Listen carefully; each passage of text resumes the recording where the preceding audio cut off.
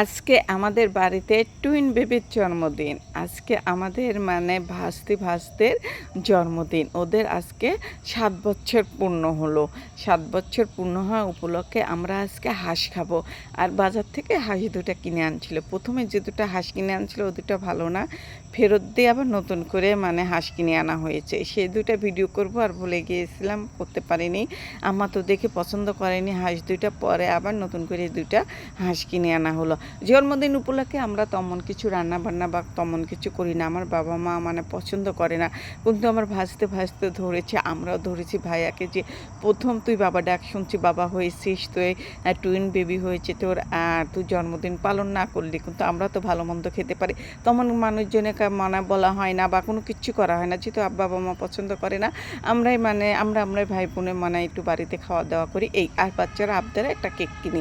তাছাড়া আর কোনো কিছুই করা হয় না, মানে সেরকম আনন্দ ফুর্তিও করি না, আমরাই সব কিছু করি। আর এই হাঁস পরিষ্কার করতে কিন্তু আমার সন্ধ্যা লেগে গেছে। ২ টা হাঁস, ছোটো হাঁস তো কাটাকুটি অনেক ছিল।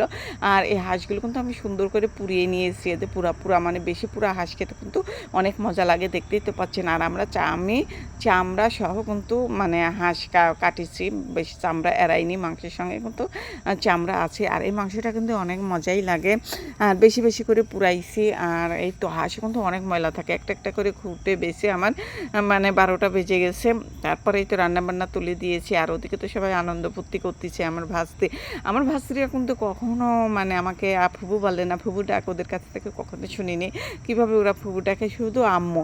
আর আম্মু বলে কেন, আমার যে ২ টা মেয়ে ছোটোর থেকে ওরা এখানে মানে থাকতো না, ওরা ঢাকা থাকতো। কিন্তু ছোটো মানে যখন আসছে মাঝে আমার মেয়ে ডাকছে আম্মু আম্মু করে, ওই যে শিখেছে মনে হয় আম্মুই বলতে হয়, এই আম্মুই বলে, কিন্তু কখনো ওরা ফুবু ডাকে না। যাই হোক, রান্নাবান্না কিছুটা কমপ্লিট করে এসে এরা যে মানে কেক কাটার জন্য কি অবস্থা।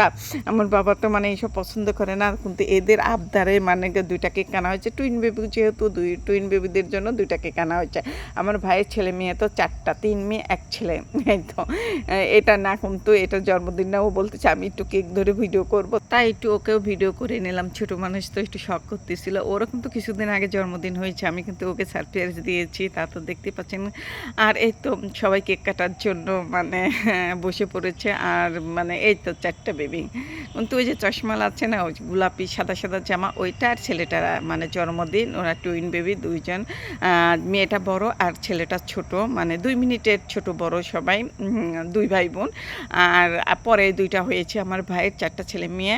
আর ৩ টা ছেলে, ৩ টা মেয়ে আর ১ টা ছেলে। আর এদের কেক কাটা হয়ে গেছে। আর কি আনন্দ করতেছি। আমরা সবাই পারিবারিকভাবেই করি, কোনো অনুষ্ঠান বা কোনো কিছু করি না। যেমন খুশি মানে যেমন আছি তেমনইভাবে করেছি। আর এতে আমরা আলহামদুলিল্লাহ অনেক খুশি। তারপরে তো কেক কাটা হয়ে গেছে, খাওয়া-দাওয়া এখন তেমন কিছু করা হয়নি। রাত্রে বলাই হয়েছে সন্ধ্যার সময়, কারোরই মনে ছিল না। তখন এই তো এই যে একটু হাঁস রান্না করেছি আর পোলাও রান্না করা হয়েছিল। এটাই মানে আলহামদুলিল্লাহ আমার বাচ্চারা এত খুশি হয়েছে, বাচ্চাদের জন্যই সব কিছু আয়োজন করা হয়েছে। আর মানে যতদিন ওরা বলা শিখছিল না, বোঝা শিখছিল না, ততদিনে এগুলো কিছুই করা হয়নি। এখন একটু বোঝা শিখেছে, টেলিভিশনে দেখে, স্কুলে ভর্তি করা হয়েছে, বন্ধুদের দেখে, আর এই জন্য ওদের আবদারটা পূরণ